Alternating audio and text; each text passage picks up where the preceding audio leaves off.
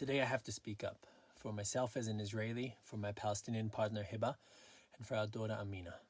My name is Yonatan Belik.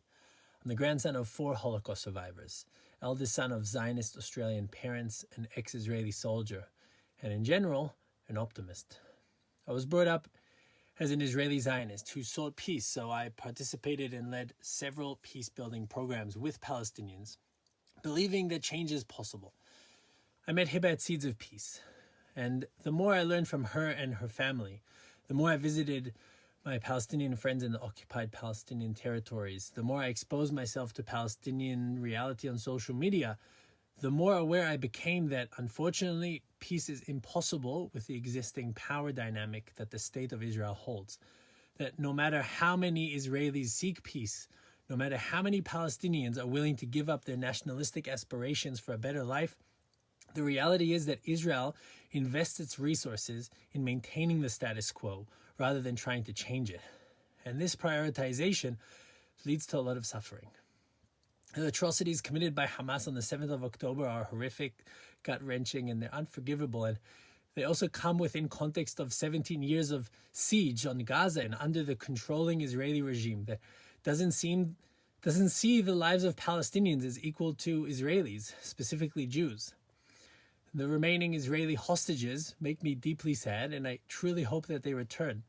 And as sad as it is, they serve us and the world as a reminder of the innocent Palestinians, including children and women, who are frequently abducted by the Israeli army under administrative detention and incarceration without trial or charge until they pose no threat to Israel.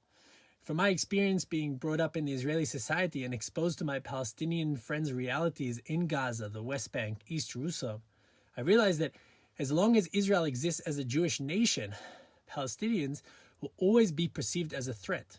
And I ask myself, how can Israel control the lives of 5 million threatening non-citizens in the West Bank, in Gaza, and still call itself a peace-seeking moral state? Morals are principles defined by human right and wrongdoing. And at this time of terrible immoral behavior, Hamas launching rockets at civilians, Israel cutting off electricity, fuel, water from fleeing refugees, killing innocent children. As an Israeli, my hope for change from the inside has been destroyed. For 75 years, Israel has controlled the reality and future of all who live in the land.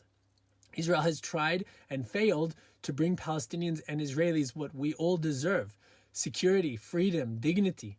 The last bit of optimism that I hold is you, the international community.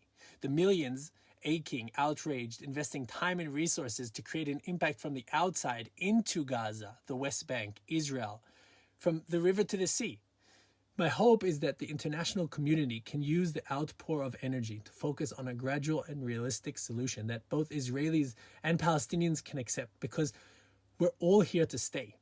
I mean, look at Northern Ireland, Bosnia, South Africa. Change happened thanks to international pressure and intervention. Immoral behavior turned into a not perfect, but more peaceful and moral reality for all sides. And I don't believe I can personally do anything to stop the suffering. But there must be a solution out there. And I really hope that this message can start a conversation about what happens after this cycle of death and focus on how we can create a future of security, freedom, and dignity for the other side. And with that, for ourselves and for our children.